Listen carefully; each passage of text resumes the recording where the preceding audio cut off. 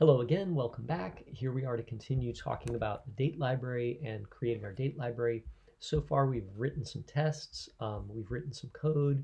Our date library should be able to return the year, the month, the short month, the day, and the short day. We haven't tested the day yet, so let's try that.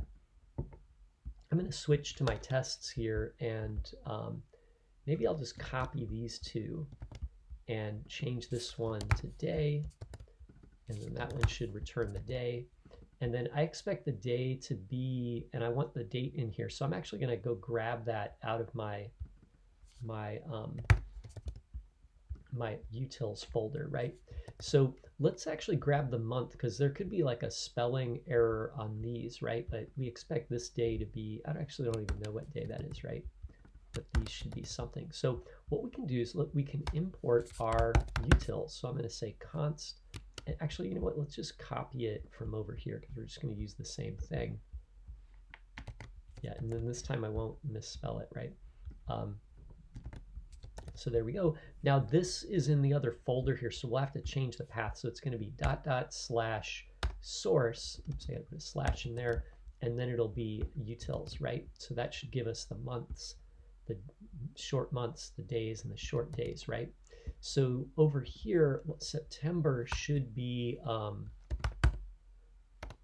months bracket month number 8, right? And then the short month right here should be mons, and this should be month number 8, right?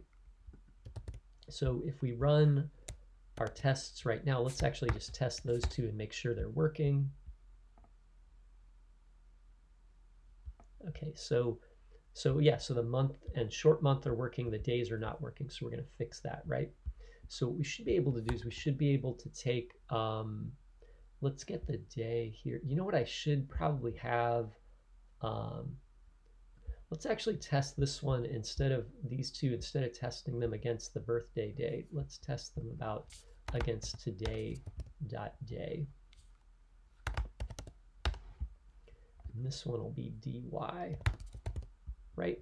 So what we'll do is we'll say, what did I use up here? So I have, oh yeah, today is the date, and D is our date object. Sorry, I confused those. So actually, let's test d.day and d.today against days bracket today dot get day. Okay, and then this will be dys, like the array of short names against today dot get day. Okay, so let's give that a try, right? See if our test-driven development is working here. Oh, there we go, and everybody's passing. Awesome.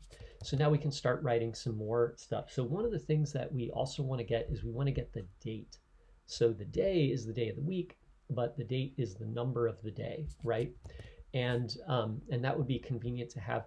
I realized, like, when I was thinking about this, that I used the name date right here. And really what I want to do is I want to use date again right here, right? Because that seems very convenient. You can say date.getDate, right? And so that's not going to work because this property name is already in use, right? So why don't we, this will be kind of a little painful. I'm going to put the underscore in front of this, but that means everywhere inside my code where I have this .date at the moment, I need to take that out or change it, replace it with underscore date, right? If there was a better name, if I could think of a better name, maybe later I'll think of a better name, but I like the name date for the date object, but also date is like the day of the month. So, you know, it's kind of means the same thing. So anyway, there we go. And now we can say return this dot underscore date dot get date. Okay. And there we go, right? So we can write a test for that. Actually, I guess I should have written the test first for test-driven development. Sorry, I forgot, but we'll write it now. So we'll do d dot date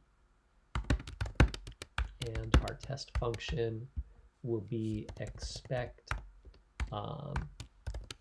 that, let's do a d.date to be today, today dot get date.